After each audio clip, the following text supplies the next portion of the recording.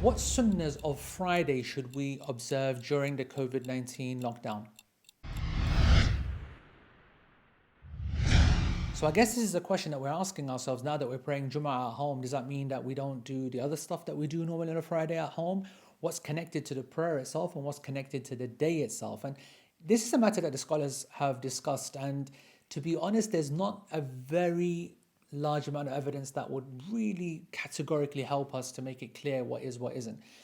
The main one, I guess, is the ghusl of Friday, the actual bathing before you go out to Friday, and that does actually look as if it's linked to the prayer itself. When you see the evidences and the actions of the companions, it really feels that the coming to the prayer itself needs to be done in the best way possible. The earlier adhan, giving people to go back home, they're working, they stop, they're all sweaty, whatnot. Get yourself into a good appearance and then go back. If you're not going and making that journey out into the heat to go to the prayer, then why would you need to then make the ghusl itself? And I have to say, I ascribe to this position. So I believe that whilst we're praying our dhuhr prayer at home where there's no Jumu'ah, then I think on a Friday there is no requirement to have the ghusl itself. I do not believe that one has to, technically speaking, have to put on newer clothes or better clothes and wear perfume. Although, let's recognize that the day itself is still an honorable day. It's still the day that Adam alayhi salam was created. It's still the day that everything came forth, and it will be the day that everything ends on. It's a great day. And so we should still honor the day itself. So we should, looking good for the day itself, smelling nice for the day itself, making sure the kids get their treats on this day. That is, I think, part of the day itself. That's not a problem. The other habits of that day, salawat upon the Prophet ﷺ, super emphasized, not linked to the prayer whatsoever, must continue as much as possible on the day. The Prophet ﷺ said, whoever sends salawat upon me, then Allah sends upon him 10 times over.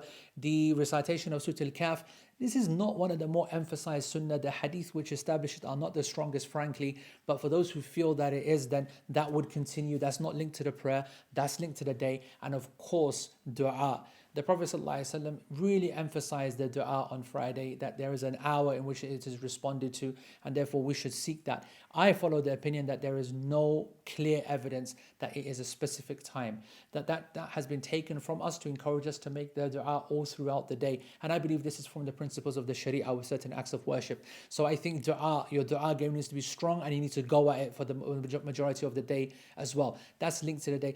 So in essence, really, the only thing that you're not required to do other than the Jumu'ah prayer is the ghusl for the Jumu'ah itself. But I'm not going to be telling you not to have a shower, because everybody benefits from a shower. I just don't want you, when you're having your shower, to have the intention, I'm doing it for the ghusl of the Salatul Jumu'ah. And that's pretty much the only difference. And Allah subhanahu wa ta'ala knows best. Subscribe to this channel, share this video, and click on the bell icon so that you can be notified with every new video at FaithIQ. Jazakumullah khairan. Wassalamu alaikum wa rahmatullahi wa barakatuh.